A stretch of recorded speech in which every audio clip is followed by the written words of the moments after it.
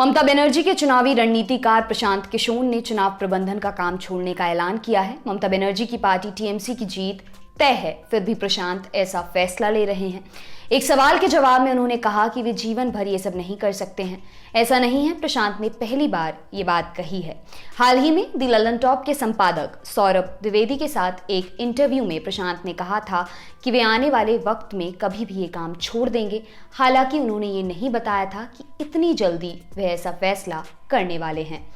तब उन्होंने और क्या क्या कहा था वह भी आपको बताएंगे, लेकिन उससे पहले बताते हैं कि अब उन्होंने क्या कुछ कहा है।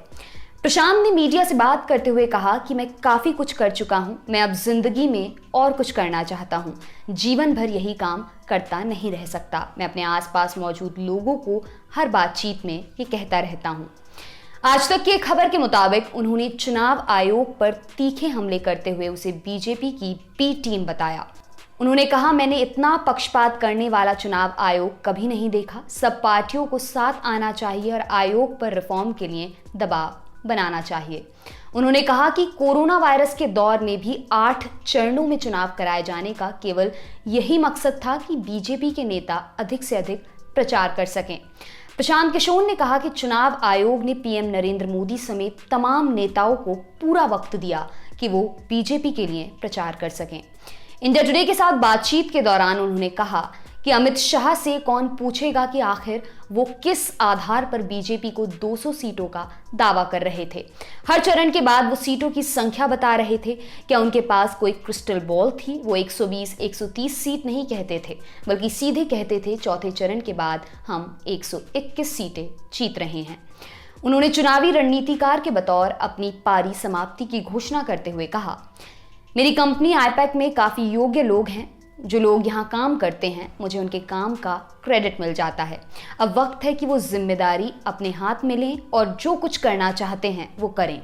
मैं वो नहीं करना चाहता जो अब तक करता आया हूँ। मैं अपने जीवन में कुछ और चीज़ों के बारे में सोचना चाहता हूँ।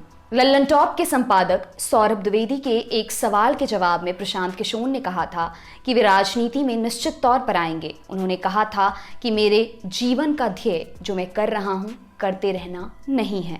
प्रशांत ने कहा था, पहली बात कि मैं ऐसे किसी को चुनाव नहीं जिताता हूँ। मैंने कई इंटरव्यूज़ में पहले भी कहा है कि हमारे जैसे लोगों को काफ़ी ओवररेट किया गया है। देखिए, जब पार्टियां जीतती हैं तो पार्टी के लीडर्स जीतते हैं। उनका काम और उनकी नाकामी ज़्यादा बड़ा फैक्टर है। प्रशांत किशोर या प्रशांत किशोर जैसे लोग या जो ऐसी संस्थाएं हैं, we can only contribute at the margin, यानी कि हम केवल थोड़ा योगदान दे सकते हैं। मैंने जेडीयू ज्वाइन करके पॉलिटिक्स में कुछ करने की कोशिश की, सफलता नहीं मिली। फिर जो काम जानते थे, समझते थे, जिस क्षेत्र में अपनी थोड़ी बहुत जगह बनाई हुई थी, उसमें वापस लौटे हैं। इसमें कुछ अच्छा करके अगर दिखाएंगे तो मुझे पूरा विश्वास है कि बेहतर समझ के साथ राजनीति में फिर से उतरा जा सकता है और काम वहाँ पर किया जा सकता है। ये गारंटी नहीं है कि मैं फिर वहाँ फेल नहीं हो जाऊँगा, लेकिन मैं फेलियर से डरता नहीं हूँ। फिर ट्राई करेंगे, अगर फिर सफल नहीं हुए तो फिर से और बेहतर बनने का प्रयास करेंगे। आपके लिए ये तमाम जानकारी जुटाई है हमारे साथी वरुण ने। मेरा नाम है दिव्यांशी। बहुत शुक्रिया।